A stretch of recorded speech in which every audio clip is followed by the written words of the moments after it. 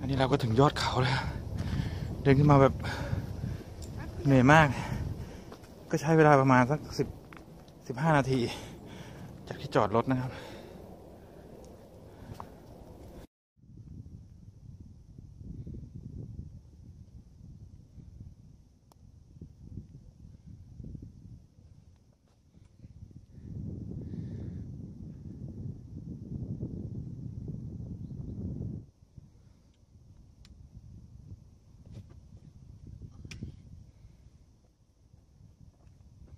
มันเคยมาตอนหน้าร้อนตอนนี้มาไม่มีใบไม้เลยแห้งแรงมากแล้วก็หนาวมากด้วย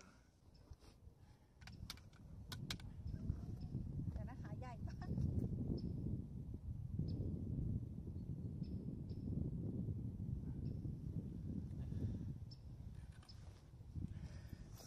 ครับตอนนี้นะครับเราก็ขึ้นมาที่จุดสูงสุดของภูเขาลูกนี้นะครับเดี๋ยวเราก็จะเดินลงไปกันข้างล่างวันนี้ก็เหนื่อยมากครับตอนนี้อุณหภูมิอยู่ประมาณสัก4 องศาก็ถือว่าหนาวนะครับก็วันนี้ก็เป็นวันเสาร์ที่15วันนี้ก็เป็นวันอาทิตย์ที่15นะครับธันวาคมนะฮะปีหน้าเราก็จะกลับเมืองไทยแล้วนะครับเราก็มาเดินดูธรรมชาติกันนะครับก็ถือว่าสวยงามมากนะเดี๋ยวเราก็เดินลงไปข้างล่างนะครับแต่ยังไม่รู้ว่าเราจะเดินไปตรงไหนอาจจะเดินลัดลงไปหรือว่าจะเดินตามทางก็เดี๋ยวดูกันอีกทีนะครับเห็นทะเลหมอกอยู่ตรงนู้นนะครับอยู่ข้างหลังจากภูเขาลูกนู้นนะครับก็เป็นทะเลหมอกตรงนู้นน่าจะเป็นเมืองเอตกอมอยู่ประมาณเมืองเอตกอมนะให้ไม่ใช่เอตกอมอยู่ประมาณเมืองอะไรนะวิเชียรกาศครับแล้วก็ให้ดู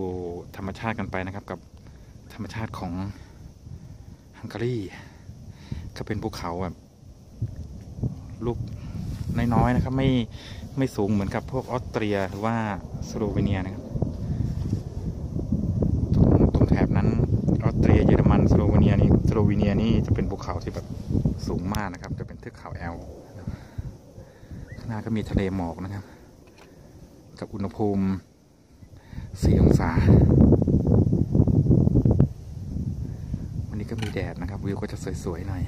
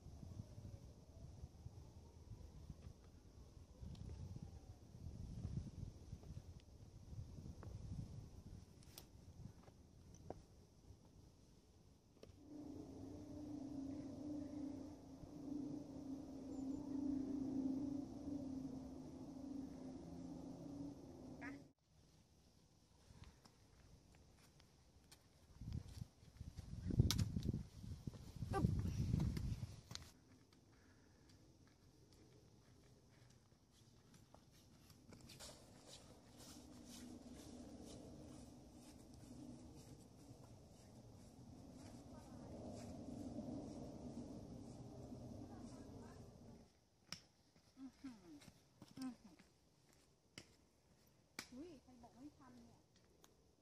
ทันพูด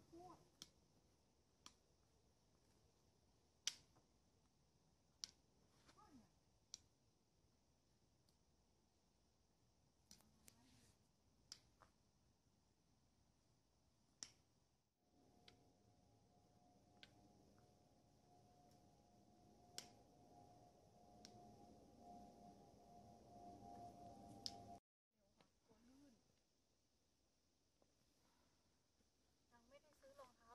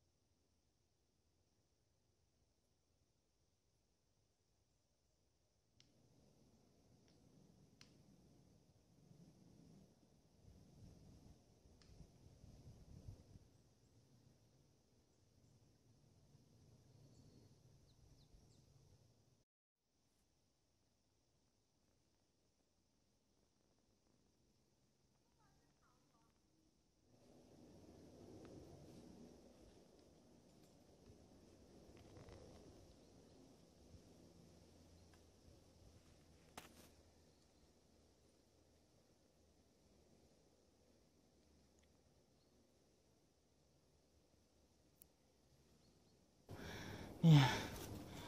ทางแบบเหี้ยมมากเละมากครับเหนื่อยมากสูงมากมีความชันนะครับโอ้ย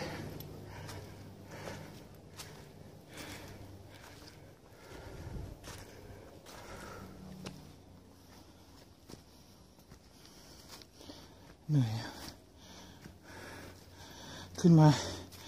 ยอดเขาอีก1 ลูกโอ้โหเหนื่อยมาก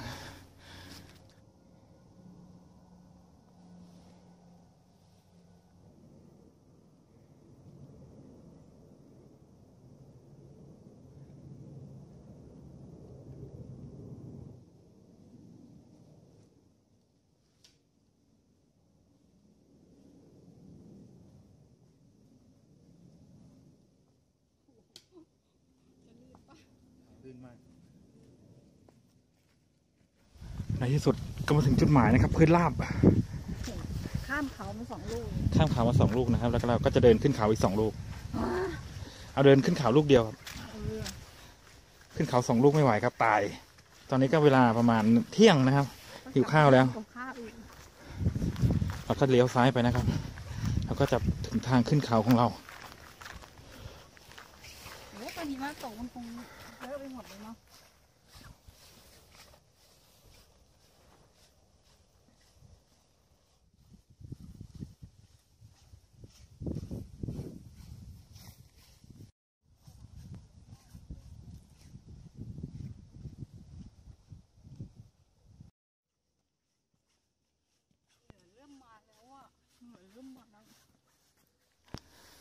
ตอนนี้ก็ถึงทางขึ้นนะครับ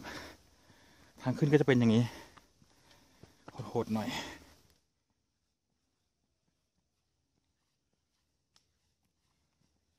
เหนื่อยเอาการค่ะเหนื่อยกำลังมาค่ะทางขึ้นก็เป็นอย่างนี้นะครับคนวิ่งไปไหนวะคนวิ่งไม่ขึ้นมาแล้วครับวิ่งลงข้างล่างไปแล้วเราก็เพราะว่ารถเราจอดอยู่ข้างบนนะครับเราก็ต้องขึ้นจำเป็นขึ้นยาวนานมากครับทางขวานี่ก็จะเป็นที่ขี่จักรยานวิบากนะครับเขาจะทำทางไว้ให้ตรงแถบนี้นะก็จะเป็นพวกเนินพวกอะไรประมาณนี้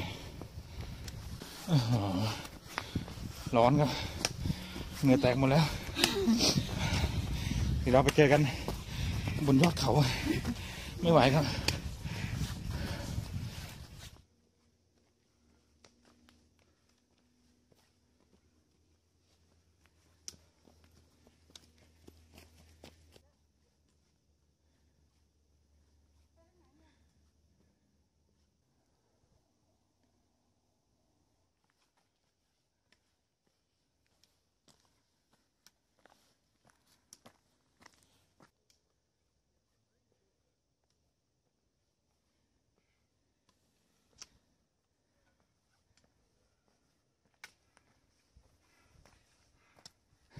จุดหมายของเราก็ข้างหน้านี่ครับจริงเหรอก็จะเป็นส่วนของรอยต่อภูเขาไปเรื่อยๆครับ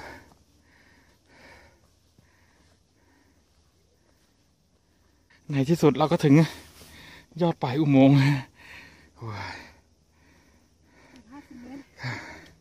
อีกประมาณ200 เมตรได้ครับ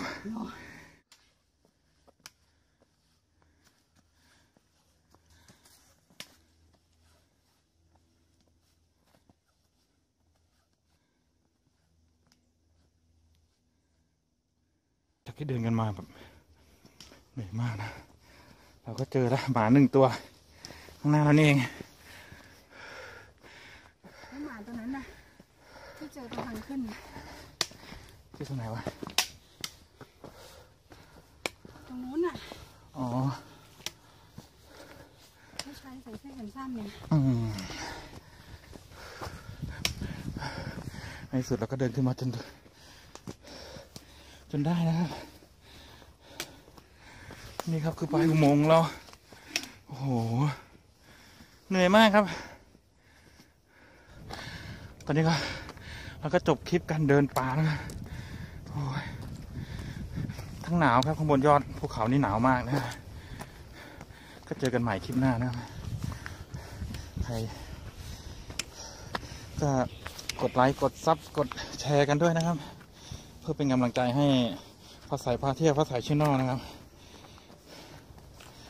ยังไม่ถึงยอดเลยเนี่ย วันนี้เราก็เหนื่อยครับไปก่อนครับสวัสดีครับ